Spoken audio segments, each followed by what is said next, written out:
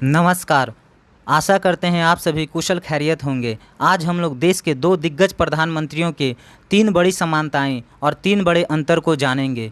उससे पहले मैं बता दूं कि मेरा उद्देश्य किसी राजनीतिक पार्टी का समर्थन करना या उसका विरोध करना नहीं है।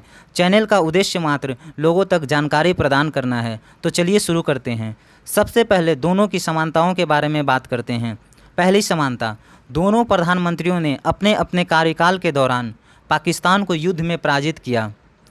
जी हाँ दोस्तों, सन 1971 में जब पाकिस्तान अपने ही देश के लोगों पर जुर्म ढा रहा था, अत्याचार कर रहा था, भाषा के आधार पर पूर्वी पाकिस्तान, जिसका नाम वर्तमान में बांग्लादेश है, वहाँ के लोगों पर अत्याचार करता जा रहा था। तभी पूर्वी पाकिस्तान के लोगों और उनके नेता शेख मुजीबुर रहमान के कहने पर श्रीमती इंदिरा गांधी ने भारतीय सेना को भेजकर पूर्वी पाकिस्तान के लोगों को पाकिस्तान के अत्याचार से बचाया। इस युद्ध में भारत के तीनों सेनाओं ने अद्भुत पराक्रम को दिखाया। भारत ने न केवल पाकिस्तान को इस युद्ध में परास्त किया, बल्कि उसके दो टुकड़े कर दिए, पूर्वी पाकिस्तान और पश्चिमी पाकिस्तान। इसके बाद से पूर्वी पाकिस्तान बांग्लादेश के रूप में जाना जाता है।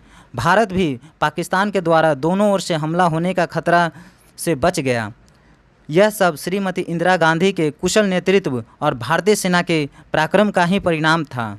वहीं दूसरी ओर श्री अटल बिहारी वाजपेयी ने भी सन 1999 में पाकिस्तान को कारगिल युद्ध में पराजित किया। सन 1999 में जब पाकिस्तान की सेना चरवाहों और घुसपैठियों के भेष में भारत के कारगिल की चोटियों पर चुपके से अपना कब्जा जमा लिया था, उसका उद्देश्य पाकिस्तान से सटे भारत के अन्य पोस्टों तक भारतीय सेना के कनेक्शन को काटना या यूं कहें रोकना था। परंतु इसकी खबर जब भारतीय सेना को लगी, तब श्री वाजपेयी ने यह आदेश दिया कि किसी भी कीमत पर हमें इसे जीतना है। शुरू में दुश्मनों के द्वारा ऊंचाई पर तैनात होने और बंकर बना लेने से भारतीय सेना को काफ़ी परेशानी और कैजुअलिटी उठानी पड़ रही थी। पहाड़ों पर वायुसेना के हेलीकॉप्टर भी अधिक कारगर साबित नहीं हो रहे थे, परंतु अटल बिहारी वाजपेयी की दृढ़ निश्चयी नेतृत्व और भारतीय सेना के उत्साह और पराक्रम से भारत ने इस युद्ध में पाकिस्तान को परास्त किया, उसके सारे पोस्टों को छीन लिया। पाकिस्तान पर इस जीत को देश में हर वर्ष 26 जुलाई को कारगिल विजय दिवस के रूप में मनाया जाता है। अब जानेंगे दूसरी समानता। दोनों ही प्रधानमंत्रियों को उनके कार्यकुशलता के कारण देश की जनता ने उन्हें एक से अधिक बार देश का प्रतिनिधित्व करने का अवसर प्रदान किया। जी हाँ दोस्तों, दोनों ही प्रधानमंत्री एक से ज़्यादा बार देश के प्रधानमंत्री रहे हैं। तीसरी समानता, दोनों ही प्रधानमंत्रियों को उनके कुशल नेतृत्व और सराहनीय कार्यों के लिए देश का सर्वोच्च सम्मान भारत रत्न से नवाजा गया है। सन 1972 में श्रीमती इंदिरा गांधी को भारत रत्न दिया गया, तो वहीं सन 2015 ईस्वी में श्री अटल बिहारी वाजपेयी को भारत रत्न पुरस्कार से नवाजा गया। अब दोनों प्रधानमंत्रियों के अंतर को जानेंगे। पहला, श्रीमती इंदिरा गांधी की मृत्यु का कारण बना ऑपरेशन ब्लू स्टार।